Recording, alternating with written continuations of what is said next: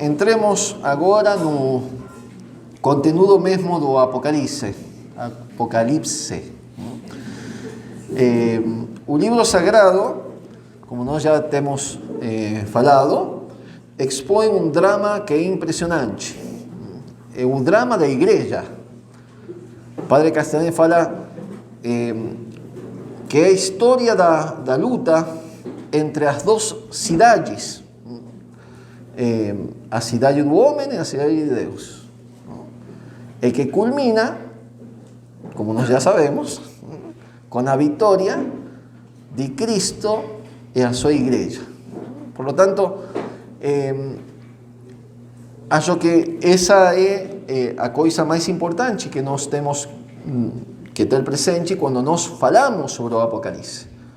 É essa história, a história da luta entre o demônio, que quer conquistar o mundo, as almas, etc., e Deus com o seu plan de salvação, com a igreja, com Cristo, apóstolos, etc. Padre Castellani escrutina com toda a inteligência o livro do Apocalipse e a inspiração que ele, particularmente Castellani, tem como poeta, se deixa ver também no seu comentário ao livro. Pessoalmente, eu vou seguir o comentário do padre Castellani.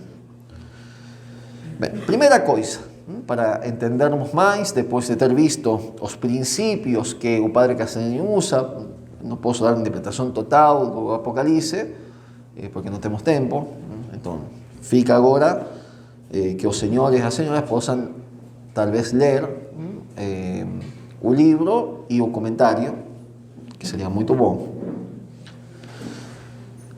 Os primeiros grandes protagonistas dessa luta que nós vemos no livro do Apocalipse são dois personagens que são Cristo e o dragão.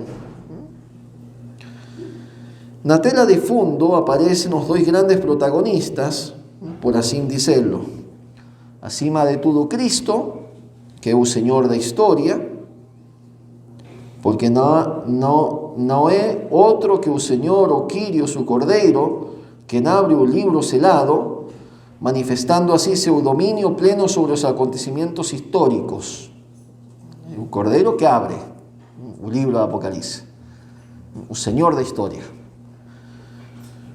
Ele aparece como o liturgo que preside no seu majestoso culto dos anciãos, dos anjos e dos seres viventes, na visão do Apocalipse. É também Cristo, o guerreiro montado sobre um branco corcel, nos apresenta São João, com sua túnica salpicada no sangue de seu martírio vitorioso, que galopa seguido pelos exércitos dos céus, também em cavalos brancos, e em cuja coxa está gravada seu nome, Rei de Reis e Senhor de Senhores. Frente a Cristo, o demônio, o dragão, o porta-bandeira das forças do mal, aquele que ao começo não trepidou em gritar non serviam, encabeça agora a rebelião decisiva e terminal, escoltado na demanda por dois auxiliares, a besta do mar e a besta da terra. A besta do mar, que será o dominador no plano político. É interessante aqui como Castellani faz a interpretação. Nós temos tempo, não? Mas acho que seria uma introdução para que os senhores depois leiam. Na escritura, o mar simboliza sempre o mundo, a ordem temporal. Cristo camina, por exemplo, sobre un mar. En sentido alegórico, Cristo pisa un mundo. Bem, a besta da terra, que é a segunda besta,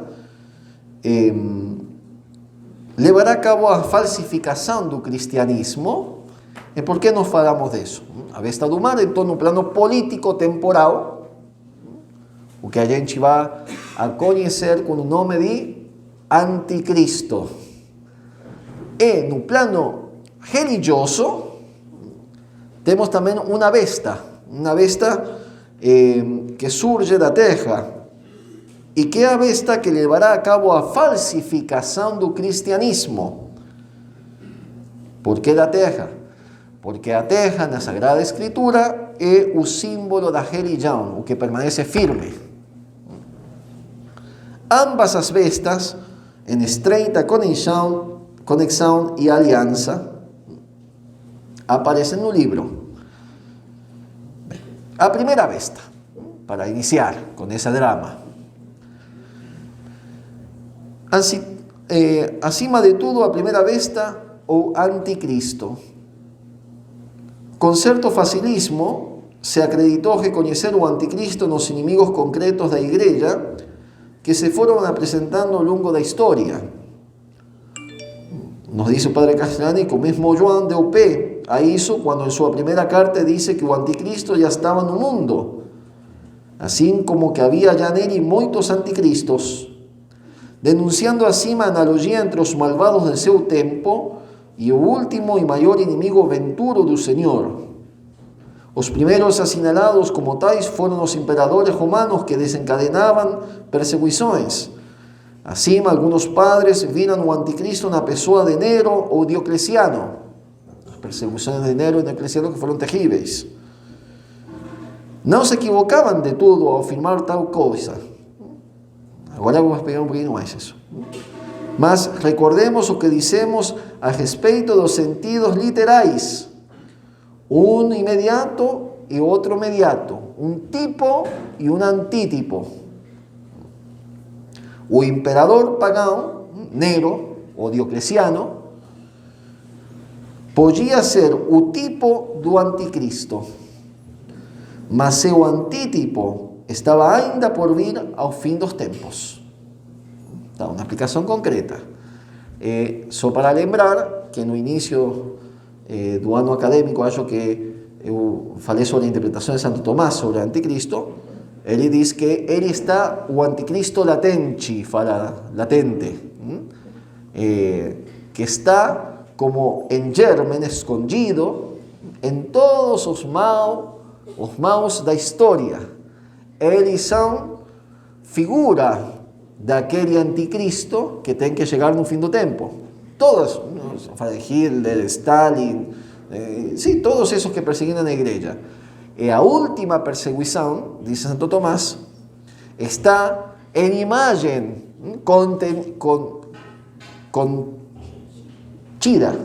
contida na perseguição da igreja no tempo, como uma figura, como sombra e como uma sombra com respeito à última grande perseguição.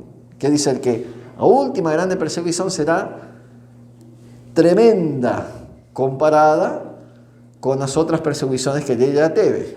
Podem pensar em todas as outras perseguições. São como uma figura e sombra a respeito da última perseguição do anticristo, nos diz Santo Tomás. Só para... Bem, ele está aplicando já essa noção de tipo e antítipo. Tá? De maneira semelhante, na Baixa Idade Média, acreditou encarnado o anticristo em Maomé, já que o domínio tão estendido do Império Maometano representou para a cristandade um perigo que não parecia oferecer saída alguma.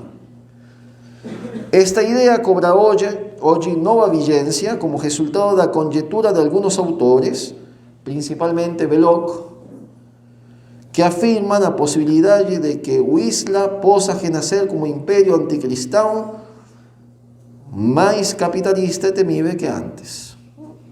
Essa conjuntura, nós já acho que quando falamos sobre Rousseau, nós tínhamos já dito que Belloc nos diz que não temos que ficar surpreendidos em um futuro, acho que no ano 40, 30 e alguma coisa, nós vemos uma aliança entre o Isla e o liberalismo, ¿no?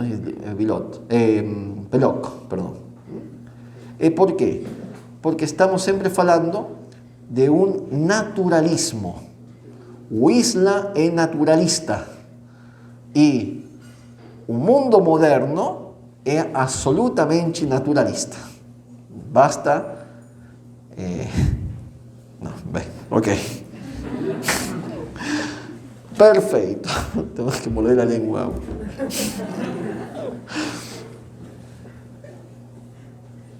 Ok. Com o advento do protestantismo, nos diz Castellani, se produziu uma estranha variação na exegese do anticristo. Lutero aplicou terrível etiqueta escatológica ao papado. Lutero falava que o anticristo era o Papa. Sobre a base de que a igreja pode corromper-se, e de fato se corromperá nos últimos dias, uma tese muito delicada, que a gente tem que entender bem, porque não sabemos que a igreja vai ficar para sempre. Só que uma grande parte dos membros da igreja pode ficar corrompida. E de fato é assim, é a tese final do livro de la Cábala al Progressismo do padre Júlio Membiel, que nós temos que conhecer esse livro, tá? Tem que ler, os seminaristas sobretudo. Bom,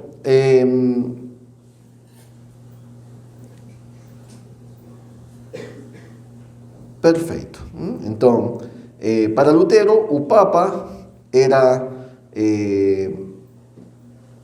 o anticristo e a grande prostituta de que fala o Apocalipse era a igreja. A interpretação que nós conhecemos, graças aos nossos irmãos separados. Tá? Bom, Castellani parece sustentar uma sorte de manifestação gradual do anticristo no livro do Apocalipse. As 7 trombetas do Apocalipse, que simbolizam 7 grandes acontecimentos heréticos na história da igreja, aludiriam a 7 sucessivos anticristos, no sentido em que fala João em sua epístola. Muitos anticristos já chegaram. Precursores, figuras, tipos do último anticristo, ao qual preparam sem sabê-lo. Estão preparando o caminho do anticristo sem conhecer que estão fazendo isso. São tontos úteis, como nós dizemos em espanhol. À medida que se aproxima o homem do pecado, como é a definição espetacular que dá São Paulo, do anticristo, as heresias vão crescendo em força e malignidade, como se vê no livro do Apocalipse, nas 7 trombas. Depois o senhor tem que ler, não? A primeira trombeta representaria o arrianismo, a primeira grande heresia. O mundo se adormentou cristão e se acordou-se arriano, nos diz Atanásio. Uma coisa terrível para a cristandade. O arrianismo, que também, se os senhores, é uma coisa já minha, não é de casa, digo, se está mal, é alguma coisa, Padre Martelli. É interessante que nós vejamos o naturalismo dentro de todas essas heresias. Naturalismo que nós podemos compreender ou ver já na tentação de Adão no paraíso. É a negação da ordem sobrenatural. Naturalismo. Bem, arrianismo é a primeira trombeta, que está no livro do Apocalipse. A segunda, o isla. A terceira, o cisma grego. A quarta, o protestantismo. Aquí, cuando se llega no libro de Apocalipsis a quarta trompeta, se produce una especie de paréntesis que se puede advertir también nosotros septenarios, antes de la última terna, antes de las últimas tres cosas sucesivas. Una águia voa pero alto do céu e amenaza. Ai dos habitantes da terra. Muy interesante. Con un protestantismo que nós, fazendo uso da teologia, por exemplo, do padre Júlio Membiel, hallamos que coisa é o protestantismo para padre Júlio Membiel. A primeira grande revolução que vai desencadenar todas as outras revoluções que vão culminar no anticristo, nos diz o padre Júlio. Tá? Bem, isso deixamos à parte. Mas é interessante, não? Então, aí com o protestantismo, com a quarta trombeta, temos essa águia falando isso. Ai! Está todo combinado em coordenação aqui. Bom, que coisa é essa águia? Apocalipse capítulo 8, versículo 13, que aparece aí. É o aviso de que a catástrofe se aproxima, depois do protestantismo. Tá? A quinta trombeta seria a Revolução Francesa, diz o padre Castellani.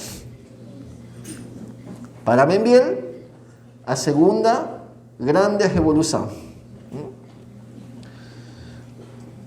A sexta trompeta, o enfrentamento dos continentes, a guerra como instituição permanente da humanidade. No mundo tem guerra de forma permanente. E assim chegamos às soleiras do fim, da época em que se atentará diretamente contra o primeiro mandamento, que é a época do ódio formal a Deus, o pecado e heresia do anticristo. Bem, aqui, fazendo essa interpretação do Apocalipse, o padre Castellani,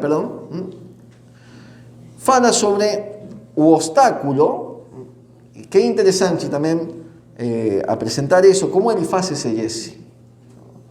Porque por conta de um princípio, todo o conhecimento que o padre Leonardo Castellani tem da Sagrada Escritura, e da exegese, com o conhecimento das línguas, dos autores, todas as coisas que os modernos têm também. Mas é interessante como ele faz, porque ele faz uma exegese que é uma unidade, que é como manda a igreja. A Sagrada Escritura tem que ser interpretada na unidade. Não posso fazer só pensando no Apocalipse uma exegese. Não. Se o autor da Sagrada Escritura é Deus, então eu posso também interpretar outras coisas que aparecem em outros livros, mesmo que o autor humano não seja o mesmo do Apocalipse. É um dos princípios necessários da exegese católica. A unidade da Sagrada Escritura. Bom, Castellani aqui o aplica, sem dizer, não? Mas falando sobre o obstáculo do anticristo, a aparição do anticristo, o famoso catejon, não? Antes da manifestação do anticristo, deverá ser tirado do meio um misterioso obstáculo de que fala São Paulo. Pois, 2 Tessalonicenses capítulo 2, pois o mistério da impiedade já está agindo. Só é necessário que seja afastado aquele que ainda o retém. Então aparecerá o ímpio, aquele que o Senhor destruirá com o sopro de sua boca e o suprimirá pela manifestação de sua vinda. A parousia. Então, como vai destruir Cristo o anticristo? Já está anunciado, com o sopro da sua boca. Está bueníssimo. ¿A qué se refiere o apóstolo? ¿A qué se refiere San Pablo? Anteriormente, tinha pregado con tanto vigor na Tesalónica sobre el misterio de iniquidad y anunciando su llegada como inminente. Primera carta a los tesalonicenses. Que os tesalonicenses pensaran que o melhor era deixar-se estar, ya que o fim do mundo se caía encima. Entonces no trabalhar, no fazer nada. Si ya llega o fim do mundo, esperamos aquí, no trabalhamos.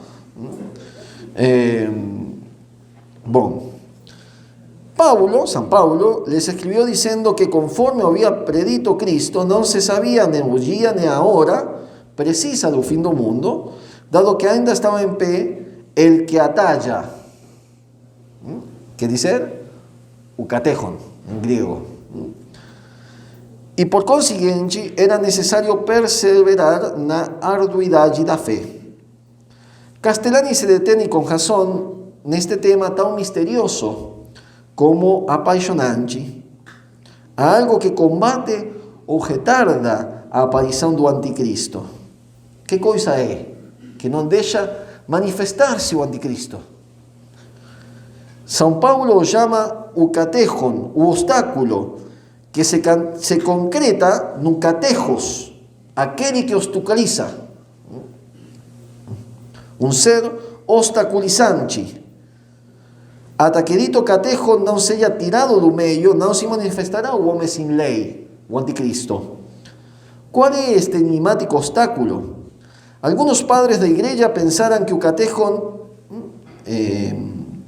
que o catejon é um neutro, ou obstaculizante, según ella, era o imperio romano ya cristianizado, que situado sobre 4 columnas, sobre 4 coisas que deixou o imperio, esa é a interpretação também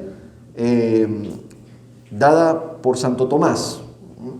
O imperio romano caiu, pero deixou impregnado a ordem humana com 4 coisas que ficaram espiritualizadas na igreja. Quais são essas 4 columnas? Bom, muito interessante. Primeira coisa, o exército, a família, a religião e a propriedade privada. Coisas do império.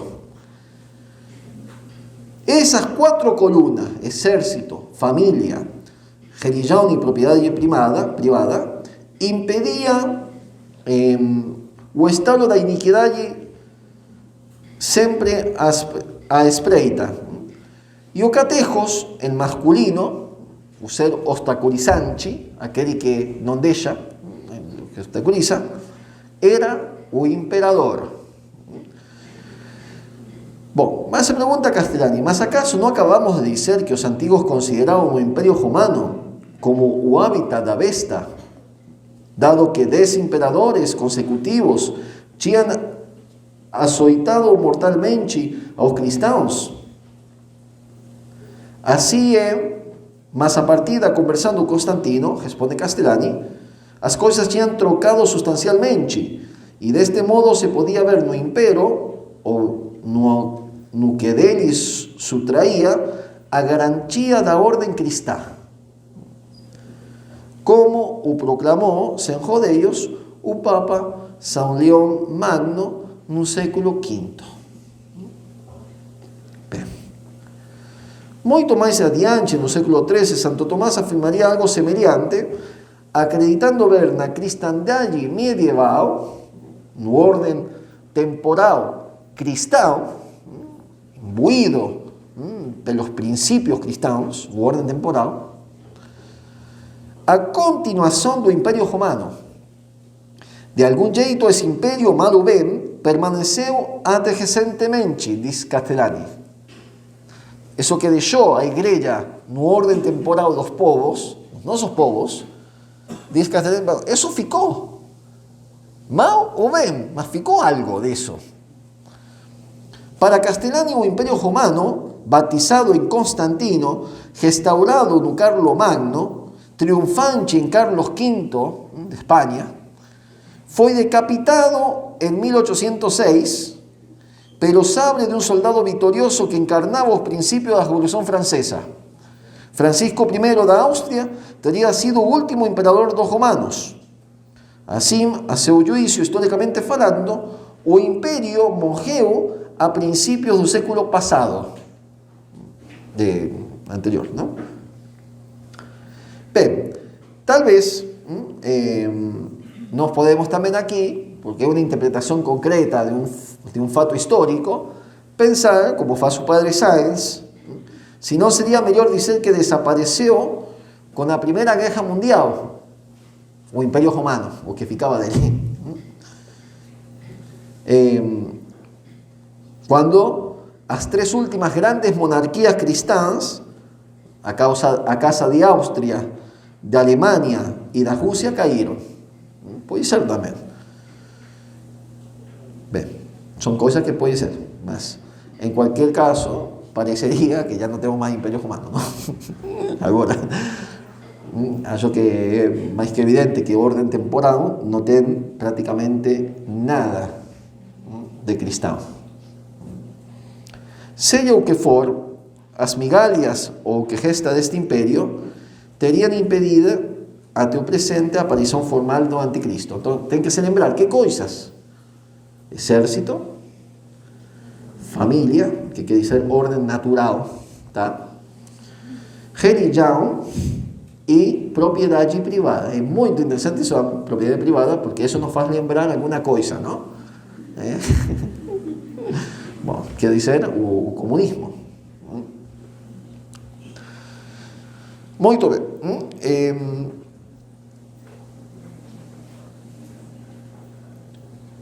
Para Castellani, na sua interpretação, o anticristo, em seu momento, restaurará o Império Romano. Está muy bueno esto. Bueno, ok. Restaurará o Império Romano, mas deixando fora as coisas próprias. Será um fake, uma imitação vazia do Império. Uma unidade, a unidade que deixou o Império, mas sem um conteúdo. Uma fraternidade, podemos falar, não? Assim, de todos os homens juntos. Bem,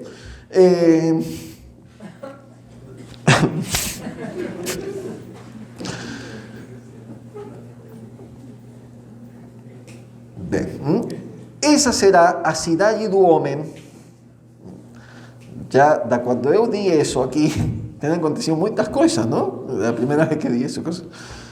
Bom, a cidade do homem de Santo Agostinho, que se oposta à cidade de Deus, que achará finalmente sua concretização visível e política na história.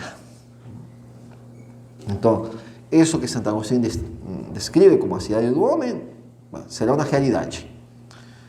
Alguns autores pensaram que o Catecon era a mesma igreja. Pode ser também. Por quê? Porque a igreja mantém a ordem romana. Só pensar na divisão mesma, como a igreja está dividida em dioceses, são todas coisas que ela tomou da ordem romana e aplicou para a própria organização, cuja presença, a igreja, constituía o último obstáculo para a manifestação do anticristo. E acho que é uma interpretação interessante porque pode ser harmonizada com a outra interpretação, não? Acho que não são opostas, mas que podem se complementar. Por exemplo, San Justino opina dessa maneira. San Justino, o primeiro comentador do Apocalipse, segundo o qual, no tempo do anticristo, eclésia de meio fiat, a igreja será tirada do meio, da ordem dos povos. A interpretação é um tanto atrevida, E claro que não se pode entender como se tratase de uma extinção total da igreja. Não pode acontecer, porque tem a promessa de Cristo. Então não vai acontecer isso. Mas sim de uma grave decadência da igreja. Uma grave decadência. O padre Benviel falando, assim como a igreja iniciou sendo pequeníssima, uma semente que cresceu e foi árvore, e árvore gigantesco. Não? Assim pode acontecer no fim dos tempos, que ela diminua no seu tamanho, mas sempre ficando como igreja, sempre vai ficar. Só que sem ser tão frondosa, talvez. Bom, vai nessa linha. Sua estrutura temporária da igreja será arrasada. A estrutura temporária. Porque fornicará com os reis da terra. Apocalipse 17, 2. A igreja rendida ao mundo. Bem, ao menos, diz Padre Castellani, não toda ela, porque é impossível, não? Mas uma parte visível dela, e a abominação da desolação entrará no lugar santo.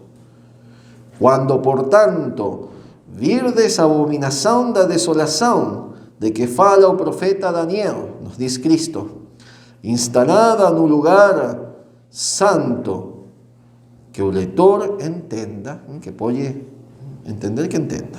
Mateus 24, 15. Também São Vitorino aplicou o catejon à igreja. A igreja será tirada, diz São Vitorino, mas no sentido de que voltaria para a escuridão, as catacumbas, perdendo todo tipo de influxo na ordem social dos povos. Bem, na sua novela Juan 23, 24, escreve Castellani que a igreja se diz em três sentidos. A igreja que é o projeto de Deus e o ideal do homem, e está comenzada no céu. A esposa, a qual São Paulo chama sem mancha, una. Há a igreja terrestre, segunda acepção, onde estão o trigo e o joio. Acho que se diz assim? O joio mesclados. Mas se pode chamar santa por sua união com a de acima pela graça. E há a igreja que vê o mundo. Terceira maneira de considerar a igreja. Há a igreja que vê o mundo. O Vaticano, diz o padre Castellani, que trata com o mundo, que está possivelmente mais unida com o mundo que outra coisa e que desacredita a tudo. Bueno, citação de Juan 23, 24. Ok. Bem, estamos bem com o tempo?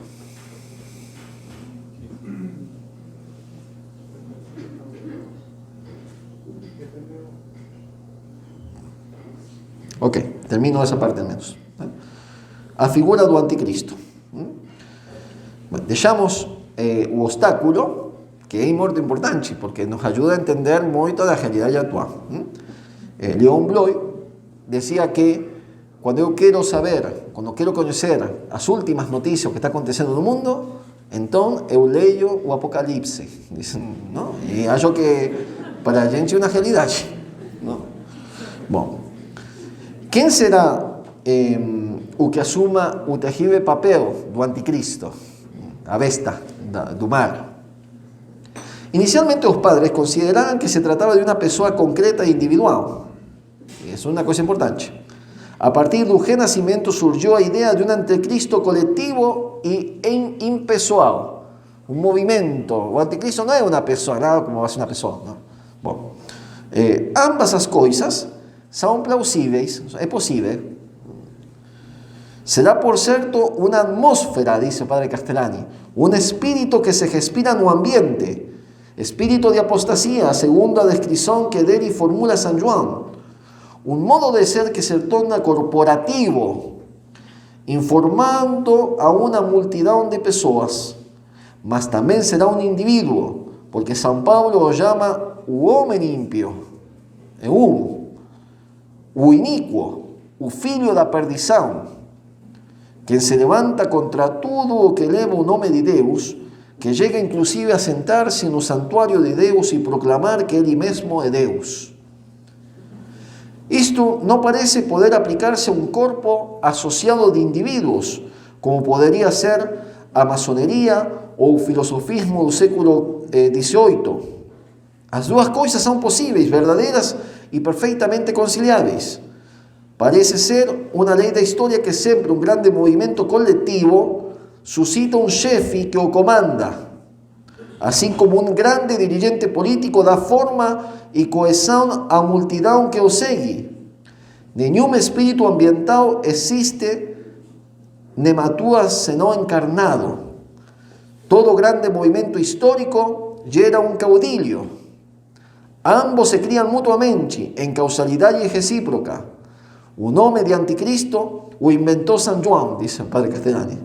San Pablo o denominou Anomos, o sem lei. Cristo o chamou o outro, naquele texto que nós conhecemos. Vim em nome de meu Pai, mas não me acolhestes. Se alguém viesse em seu próprio nome, se outro viesse em seu próprio nome, vós o acolhereis. Diz o Apocalipse que a cifra do anticristo será 666. Em grego, a palavra besta, que na verdade é fera, interessante também isso, fera, que é o nome que lhe dá San João, diz-se therion, que quer dizer mais o aspecto feroz, ¿no? Fiel, feroz, ¿no? Más terrível, ¿no? Se esta palavra se verter ao hebreo e se soman os números de cada letra segundo seu lugar no alfabeto de dita língua, o resultado é 666. De que nacionalidade será o anticristo? Bem, Dostoiévski o faz russo, havendo pintado com os traços de Stavrogin em sua novela Demônios. Benson, imagina que é norte-americano, no chefe do mundo, não? Segundo algunos padres y exegetas, por ejemplo, San Ireneo, por ejemplo, no el único, por ejemplo, San Ireneo, y muchos otros, vemos Santo Tomás señala eso, será judeo para mejor emular a Cristo, su antítesis, que también fue. O corno pequeno que na profecía de Daniel cresce quase de repente, poderia ser o reino de Israel, começando o anticristo por constituir-se em rei dos judeus, quem lhe submeterá com gozo, acreditando como o Messias esperado, até que os desengane cruelmente, pois chegando ao culme, perseguirá todas as religiões que não lhe submetam de maneira absoluta, incluída, como diz Daniel, a religião de seus pais, os judeus. Recordemos que algo semelhante imagina Soloviev em seu breve relato sobre o anticristo. Em realidade, o anticristo não se apresentará como um personagem sinistro, a perversidade encarnada. Será, por certo, demoníaco, mas não aparecerá tal, mas sim fará gala de humanitarismo e de humanismo, filantropia. Se fingirá virtuoso, embora de fato seja cruel, soberbo e mentiroso. Anunciará possivelmente a restauração do templo de Jerusalém, mas não será em benefício dos judeus, mas sim para entronizar-se ele e receber ali honras divinas, possivelmente como filho do homem, como autêntico Messias, como fruto mais perfeito do humano, soberanamente divinizado. Bom, todos estos textos que escribe Castellani, nós temos visto muitas coisas nesse século passado, não? o Estado de Israel, que se constituye después de miles de años, de cientos de años, ¿no? Agora nós conhecemos um movimento fortíssimo em Israel, que está pela construção do templo, do novo templo, não? Então tem muitas coisas que fazem. Os judeus ortodoxos acham que eles não querem que o governo de Israel construya o templo, porque eles dizem é o Messias, o nosso Messias que vai construir o templo.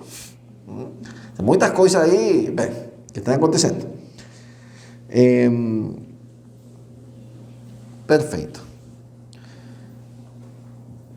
O anticristo é uma caricatura de Cristo. Isso. Como estamos de tempo?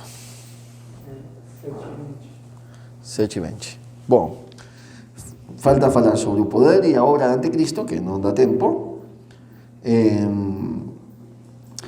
Só uma coisa interessante que señalo, como conclusão da obra do anticristo, que é a restauração do Império Romano, mas, como falava, não? Uma unidade humana, filantrópica, dos homens somente, e uma síntese mundial, um governo mundial presidido por ele, ¿no? En definitiva, tanto no Oriente como no Occidente. Y Castellani dice que, en el libro de Apocalipsis, que conseguirá realizar una especie de conluio entre o capitalismo e o comunismo. Uma unidade. Ambos procuram o mesmo, que é o paraíso na terra, e o anticristo vai dar isso, vai prometer isso. Um paraíso material, humano. Bem, como capitalismo e comunismo será a grande façanha do anticristo, uma unidade de amor filantrópico, de paz filantrópico. A mesma coisa señala o padre Júlio Membiel, que será bem, perfeito. Bom, a sede do anticristo, coisa que tem que ler os senhores. A segunda besta é a que surge da terra, é o falso profeta, que está, nos diz o padre, é alguém que vai falsificar o catolicismo a favor da prima besta, tá? Uma falsificação que se dará com o simbolismo das três Janas, não sei como se diz Janas, aqui lo tengo mais, que são três heresias, que é o naturalismo, o liberalismo, o comunismo, não? E o modernismo na religião, não? Que é um naturalismo religioso, uma deformação feita e que são como o prelúdio. O livro fala também de um pequeno gesto, o Apocalipse, estou falando muito rápido, não? Um pequeno gesto que fica e que vai no deserto, não? Escapando, não? De toda essa perseguição, e será aí quando Cristo, para evitar que ese pequeño gesto sea destruido, aquellos que ficarán fiéis a Cristo, a verdadeira igreja, então se manifestará, ¿no? Então, com a parousia e o final do anticristo, tá? Bom, esse é o livro do Apocalipse. Termino, tem outras coisas que não posso, mas termino só com uma conclusão que é do padre Júlio Membiel, escrito no ano 70, em sua obra magna, da Cábala ao Progressismo. O mundo do anticristo se adianta velozmente, diz Padre Membiel, no ano 70. Tudo concorre à unificação totalitária do filho da perdição, uma unidade totalitária, o mundo todo junto, hermanito todo el mundo. Bom, daqui também o êxito do progressismo. O cristianismo se seculariza ou se ateiza. Como se tem de cumprir nesta idade cabalística as promessas de assistência do Divino Espírito à Igreja, e como se tenha que verificar o porte inferi non prevalebunt, as portas do inferno não têm que prevalecer, não cabe na mente humana, não sabemos como será. Mas assim como a igreja começou sendo uma semente muito pequena, e se faz árvore frondosa, assim pode reduzir-se em sua frondosidade e ter uma realidade muito mais modesta no tempo do anticristo. Sabemos que o mistério da iniquidade já está obrando, mas não sabemos os limites de seu poder. Entretanto, não há dificuldade em admitir que a igreja da publicidade possa ser ganha pelo inimigo e converter-se da igreja católica em igreja gnóstica. Pode haver duas igrejas. A da publicidade, igreja magnificada na propaganda, com bispos, sacerdotes e teólogos publicitados, e até com um pontífice de atitudes ambíguas. E outra, igreja do silêncio, com um papa fiel a Jesus Cristo em seu ensinamento, e com alguns sacerdotes, bispos e fiéis que lhes sejam adictos, espalhados como púcilos grecs, como pequena grey, por toda a terra. Esta segunda seria a igreja das promessas, e não aquela primeira que pudesse defesionar. O mesmo Papa presidiria ambas as igrejas, que aparente e exteriormente não seria senão uma. O Papa, com suas atitudes ambíguas, daria pé para manter o equívoco, porque por uma parte, professando uma doutrina irrepreensível, seria a cabeça da igreja das promessas. Por outra parte, produzindo feitos equívocos e até reprováveis, apareceria como respirando e alentando a subversão e mantendo a igreja gnóstica da publicidade. A eclesiologia, diz o Padre Benviedo, não estudiou suficientemente a possibilidade de uma hipótese como a que aqui propomos. Mas se se pensa bem, a promessa de assistência da igreja se reduz a uma existência que impeça ao erro introduzir-se na cátedra romana e na mesma igreja. E além que a igreja não desapareça, nem seja destruída por seus inimigos. Nenhum dos aspectos desta hipótese que aqui se propõe fica invalidado pelas promessas consignadas nos distintos lugares do Evangelho. Ao contrário, ambas as hipóteses cobram verosimilhança se tiverem em conta as passagens escriturárias que se referem à defasão da fé. Esta defasão, que será total, terá que coincidir com a perseverança da igreja até o fim. Alguém tem que ficar com fé, senão a igreja desaparece. Diz o Senhor no Evangelho: mas quando vier o Filho do Homem, encontrará fé na terra? São Paulo chama a apostasia universal a esta defasão da fé, que tem que coincidir com a manifestação do homem da iniquidade, do filho da perdição. E esta apostasia universal é a secularização ou ateização total da vida pública e privada em que está em caminho o mundo atual, anos 70. A única alternativa ao anticristo será Cristo, quem o dissolverá com o sopro de sua boca. Cristo cumprirá então o ato final de liberar a história. O homem não ficará alienado sob o iníquo, mas não está anunciado que Cristo salvará a multidão. Salvará sim a sua igreja, púcilos grecs, o rebanho pequeno, a quem o Pai se agradou em lhe dar o reino. Bom, só isso.